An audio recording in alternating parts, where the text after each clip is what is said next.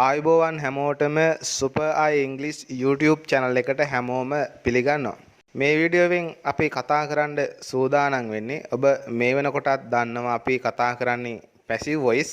ඒ passive voice වලට අදාළව අවසාන කොටස තමයි මේ වීඩියෝ එකේදී අපි කතා කරන්න සූදානම් වෙන්නේ. ඒ තමයි future perfect tense එක කොහොමද ඉංග්‍රීසි භාෂාව තුළ නිවැරදිව භාවිත වෙන්නේ කියන එක පිළිබඳව. එහෙනම් අපි වීඩියෝවට ගිහින් ඒ පිළිබඳව ඉගෙන ගනිමු.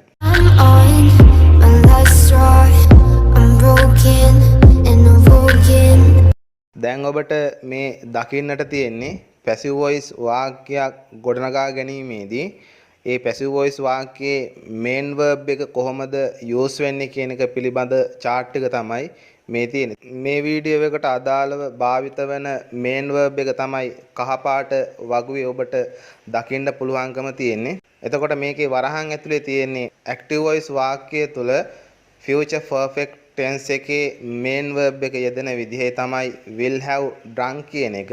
passive voice වලට යනකොට future perfect tense වලට අදාළව main verb එක වෙනස් වෙනවා will have been drunk කියලා. ඉතින් ඒකත් මතක තියාගෙන අපි උදාහරණ වලට ගිහින් බලමු. active voice වලට අදාළව future perfect tense එක යෙදෙන ආකාරය දිහා ඔබ අවධානය යොමු කරන්න. ඇය ඊමේල් එකක් ලියලා තියේවි. She will have written an email. She will have written an email. එතකොට active voice එකේ main verb එක යෙදලා තියෙනවා will have written කියලා. එතකොට අපි බලමු future perfect tense එක passive voice වලට ගියාම කොහොමද වෙනස් වෙන්නේ කියලා. ඇය විසින් email එකක් ලියලා තියේවි. An email will have been written by her. An email will have been written by her. එතකොට ඇය කියන එක ඇය විසින් වෙලා තියෙනවා. එතකොට ඔබ දැනටමත් දන්නවා ඇය විසින් කියන කොටස වාක්‍යයේ අවසානට අරන් යන අපි passive voice වල ඒක තමයි by her කියලා ඔබට පේන්නේ. ඒ වගේම තමයි email එකක් කියන එක වාක්‍යයේ මුලට අරගෙන තියෙනවා an email කියලා. එතකොට active voice වාක්‍යයේ main verb එක තිබ්බේ will have written කියලා. එතකොට passive voice වලට යනකොට ඒක වෙනස් වෙනවා will have been written කියලා. මගේ අම්මා රාත්‍රී ආහාරය හදලා තියේවි. My mother will have cooked dinner. My mother will have cooked dinner. එතකොට මේ වාක්‍යයේත් බලන්න active voice වලට අදාළව will have cooked කියලා තමයි main verb එක පාවිච්චි වෙලා තියෙන්නේ. ඒක passive voice වලට යනකොට බලන්න කොහොමද වාක්‍යය වෙනස් වෙන්නේ කියලා.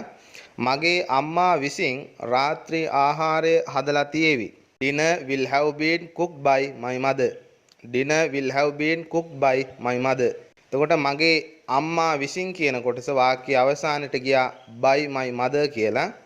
වගේම රාත්‍රී ආහාරය කියන එක වාක්‍යයේ මුලට ආවා dinner කියලා. එතකොට main verb එක වෙනස් වෙලා තියෙනවා බලන්න. active voice එකේ main verb එක තියෙන්නේ will have cooked කියලා.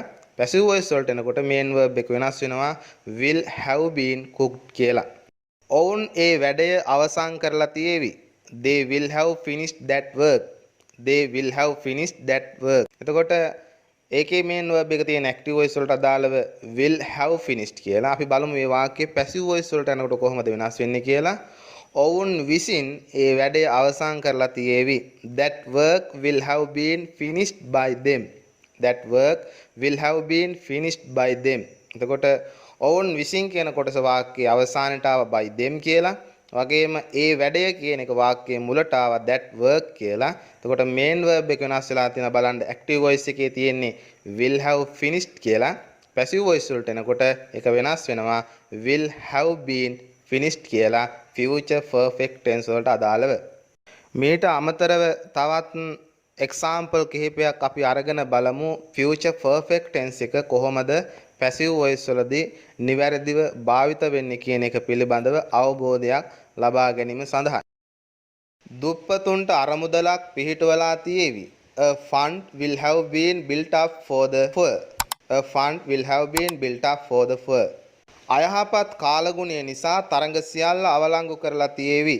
All the matches will have been cancelled due to bad weather. All the matches will have been cancelled due to bad weather. වසර අවසන් වන විට පොත්වල මිල ගණන් වැඩි කරලා තියේවි. The price of books will have been increased by the end of year. Vesak කූඩු තරඟය Vesak දින පවත්වලා තියේවි. The Vesak lantern competition will have been held on Vesak day. The Vesak lantern competition will have been held on Vesak day.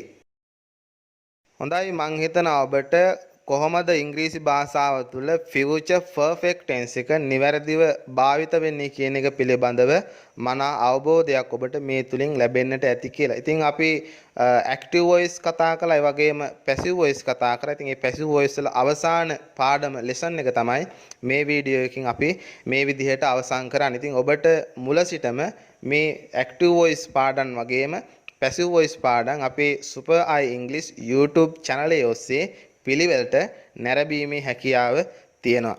ඒ වගේම තමයි ඔබ අපේ video නරඹන කෙනෙක් නම් අපේ video තුලින් ඔබට ඉංග්‍රීසි භාෂාව පිළිබඳව යම් දැනුමක් ලබා දෙනවා නැත්නම් ලැබෙනවා කියලා ඔබට හිතෙනවා නම් අනිවාර්යෙන් මේ channel එක මේ වීඩියෝ share කරන්න අමතක කරන්නට එපා. ඒ වගේම තමයි ඔබ අපේ YouTube channel එක තාම subscribe කරලා නැත්නම් අනිවාර්යෙන් subscribe කරන්න කියලාත් මතක් කරනවා. එහෙනම් ඉදිරියේදී තවත් මෙවැනි වීඩියෝ එකකින් හමුවන බලාපොරොත්තුවෙන් මේ වීඩියෝවෙන් සමු ගන්නවා. ඔබට සුබ අනාගතයක්.